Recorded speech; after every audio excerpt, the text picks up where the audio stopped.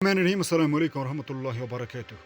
روزے اور جدید میڈیکل سائنس کی ترقی کے بعد دنیا پر یہ حقیقت آشکار ہوئی ہے کہ روزے کا حکم انسانوں پر رب العالمین کا بہت بڑا احسان ہے، اور رب العالمین نے روزوں کے حکم میں بہت سی بیماریوں کا شفائی علاج پوشیدہ رکھا ہے۔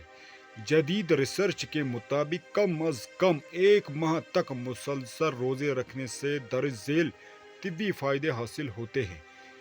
تو وہ کون کون سے فائدے ہیں بیان کریں گے، غور سے سننا۔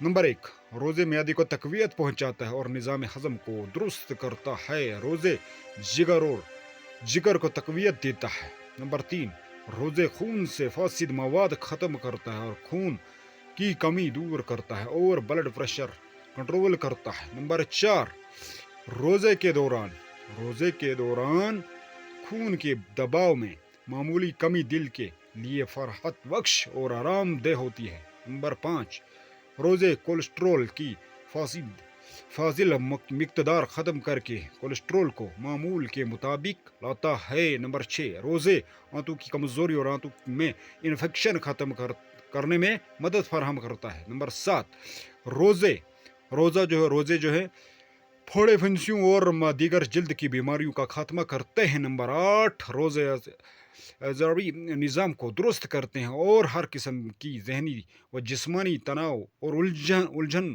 کو دور کرتے ہیں۔ نمبر 9، روزے کے ذریعے شہوانی طاقت اور شہوانی جذبات حد اعتدال میں آ جاتے ہیں۔ بالکل صحیح۔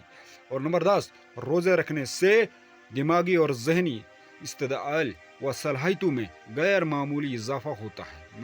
درج ذیل بالا طبی فوائد حاصل کرنے کے لیے ضروری ہے کہ سحری و افطاری میں سنت کے مطابق سادہ غذا اعتدال سے استعمال کی جائیں۔